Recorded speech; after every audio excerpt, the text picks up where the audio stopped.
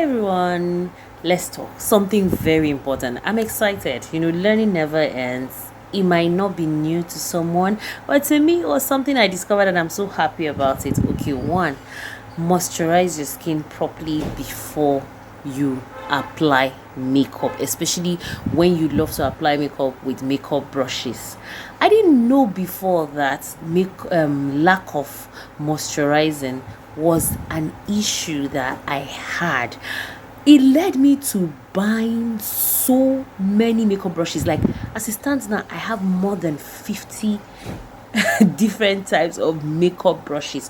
All this got just because I thought the makeup brushes were the problem. I thought the bristles were the problem. I go for the softest of the softest brushes. Little did I realize that it was poor moisturizer that was my issue. And the fact that I use primers that contains hyaluronic acid, which dried out my skin the most. Just wait.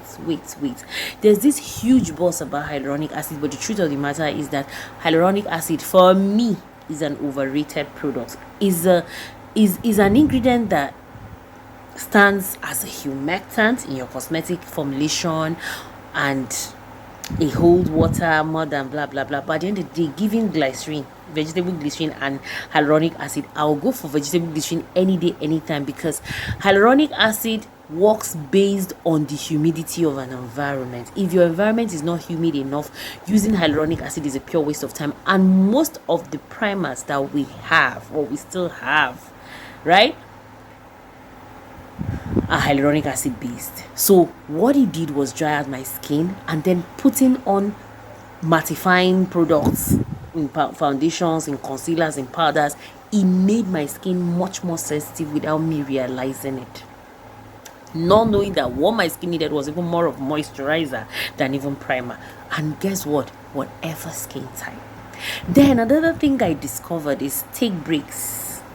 Take breaks with products that contains tyrosinase inhibitor. Yes, the melanin skin, we require melanin what will I say? No melanin blockers per se, but let's say tyrosinase inhibitors, right? Because we, the melanin skin, we have bigger melanocytes that can easily be triggered and then make our skin produce readily much more melanin that is responsible for the pigmentation of our skin, our hair, our eyes, our nails. Yeah, exactly. So I noticed that using products that contain tyrosinase inhibitor is even worse when you are using products that contains hydroquinones and all of those bleaching. But let's come back to the most safest brightening, lightening ingredients that will benefit the melanin skin to help with hyperpigmentation, because that is our partner in association, if you know what I'm trying to say to you guys.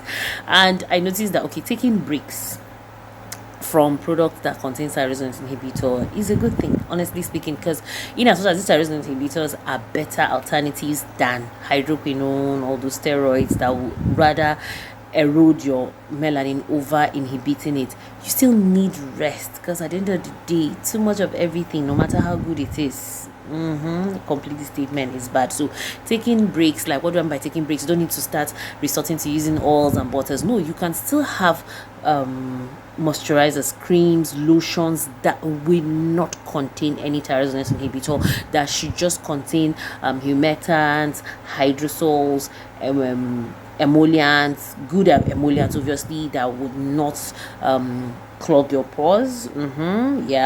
Occlusives, of course, melanin skin, we need occlusives, yes. And then last but not the least, hygiene. Okay, one other side of hygiene that, well, I would still say is hygiene, not really hygiene, is the fact that once you are done using your makeup, take it off. Yes, there's no need of saying you want to wait to take off makeup by bedtime. There's no need for that. You went for an event, you have flaunted your makeup, you have flexed your makeup, you're back home. What do you need makeup for again? As soon as you step into your premises, the first thing you should be doing, in case you come in and you want one of the first, because it doesn't make sense, especially for we that love to cook by ourselves. You come into the house, maybe you went for an event, came back late, you walk into your kitchen to cook, and you have makeup on and you're sweating. God have mercy.